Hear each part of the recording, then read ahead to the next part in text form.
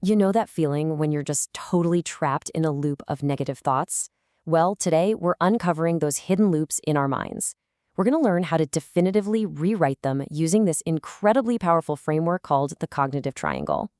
Let's get right into it. So, why do we find ourselves stuck repeating the exact same negative habits over and over? It's literally a universal pain, right? We've all been there, knowing we should act differently, but somehow feeling totally powerless to actually do it in the moment. Okay, let's dive into this because here's the thing. The answer isn't a lack of discipline. It's actually a lack of awareness of what's happening just beneath the surface. Section 1, the trap of negative cycles and the anatomy of a mistake. Imagine this. You get a short one-word text from a friend who usually sends, those long, cheerful paragraphs. Instantly, you spiral into anxiety. What did I do wrong? Right? Why do we react like that?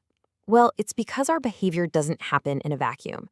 Brute force willpower simply fails when we try to stop these negative spirals. As the source material points out, internal conflict is a neurological fact. We're driven by unconscious conflicts, and our reactions are fueled by deeply ingrained thoughts and feelings. You can't just will yourself to stop feeling anxious when that vague text arrives, because there are literally competing systems in your brain pulling you in entirely different directions. And that brings us to this profound realization, beautifully captured by Antonio R. Damasio. He says, "We are not thinking machines that feel, we are feeling machines that think." I mean, just take a deep breath and let that sink in. It is a massive relief. It means you actually don't need to control your initial emotions. That surge of panic from the vague text, that's just an evolutionary response. You're a feeling machine first. The goal isn't to suppress that initial wave. It's to manage what happens right after it. Section 2, the cognitive triangle explained, the core mechanism. Now, what's really interesting about this slide is we're looking at a foundational concept from cognitive behavioral therapy. And honestly, it holds the absolute key to taking back control of your emotional life. It's called the cognitive triangle, or the CBT triangle. Just think of it as a three-way street. Visualize a triangle in your mind. Up at the top angle, you've got your thoughts. Down at the bottom two angles, you have your feelings and your behaviors. This concept demonstrates the inextricable link, the continuous loop between those three. Your thoughts influence your feelings drive your actions, and then your actions loop right back around to influence your thoughts and feelings again. It's a cycle.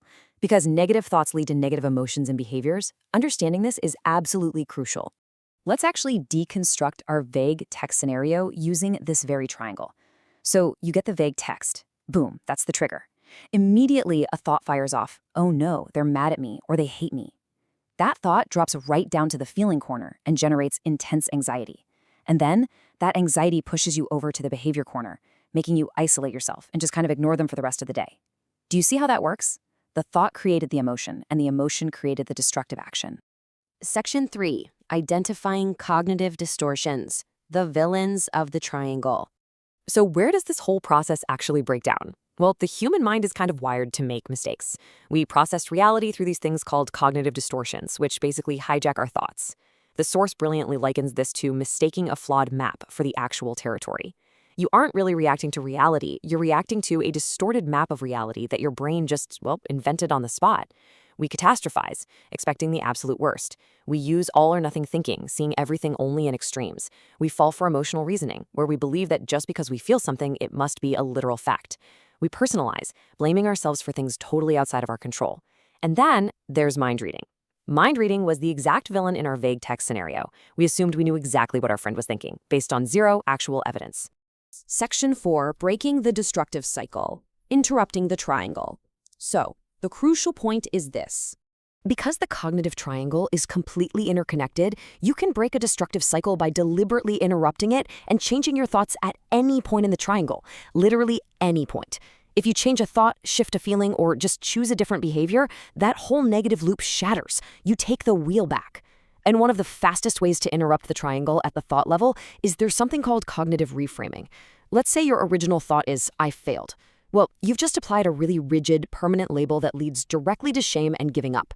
But if you reframe just a few words to, I hit a setback, you instantly alter the entire triangle. A setback is temporary, right? It leads to hope, learning, and growth-oriented behavior. Just one word changes the whole shebang. Another incredibly powerful technique from our source material is called invert. Always invert.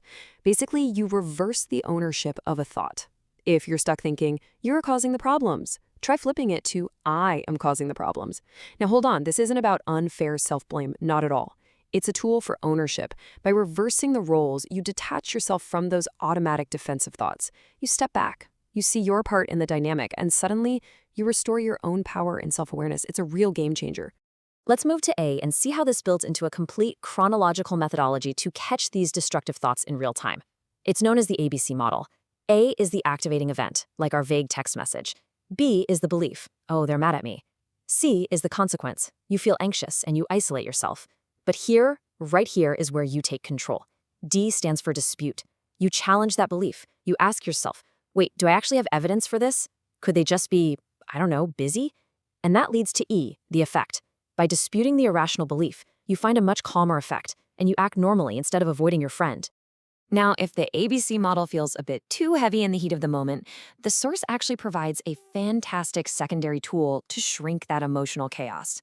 It's called the RADAR method. First, reflect. Just pause and observe what you're feeling without reacting. And yeah, I know, pausing when you feel panicked is about as easy as trying to stop a moving train with your bare hands. But it really is a muscle you can build. Second, describe. Label the emotion neutrally without any judgment. Say, I'm feeling anxious, instead of, I'm a total mess. And finally, respond. Intentionally choose an action based on your values, rather than just reacting on autopilot. It creates this absolutely critical wedge of space between the trigger and your behavior. And honestly, this brilliantly illustrates our final takeaway from this explainer. You are not your thoughts. You are simply the one experiencing them. Once you understand the cognitive triangle and learn how to spot those sneaky distortions, you literally have the pen in your hand. You have the power to rewrite your own scripts. So I want to leave you with this provocative question to ponder. If your thoughts create your reality, what will you choose to think next?